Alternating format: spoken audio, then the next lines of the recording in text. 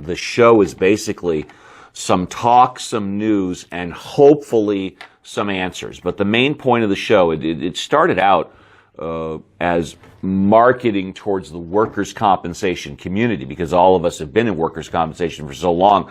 But to branch out to a wider audience, it's gone from that and sort of morphed into a combination of that as well as local and statewide politics, and also information, of course, for the employees, employers, and you independent contractors. We haven't forgotten about you either. Taking part in this panel, you have to have a well thought out opinion. It can't be just BS. So you got to be ready. So get ready for the game, prepare for the game, play the game. I like the diversity of opinions. I like the group. I like you guys. I like the squad is tight, right? We have a good squad.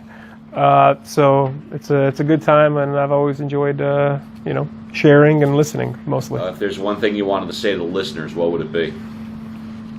Learn. Try to learn. Look into the things we talk about. We can only touch on things, but we have four minds are greater than one.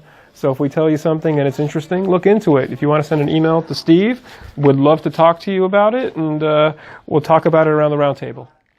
What I like about Work Comp Matters is the information that it shares with the community at large. I love that.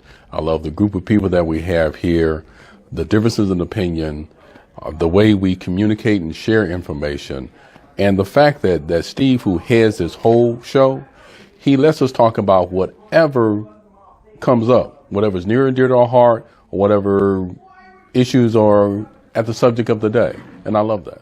I keep doing the show because I find it informative. I find it entertaining. I like the group of guys that I share this podcast with, the team, as it were. I love the guys. That's what I like most about it. Work Matters is my therapy. It's something that I've always wanted to do. I've never wanted to be on TV, but I've always wanted to be on radio.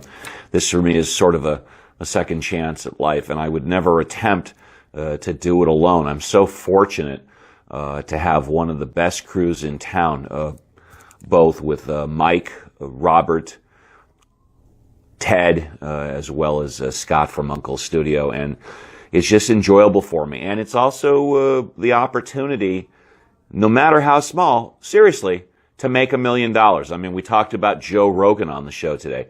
This show, someone tweets it out, it goes viral. We could be the next Joe Rogan.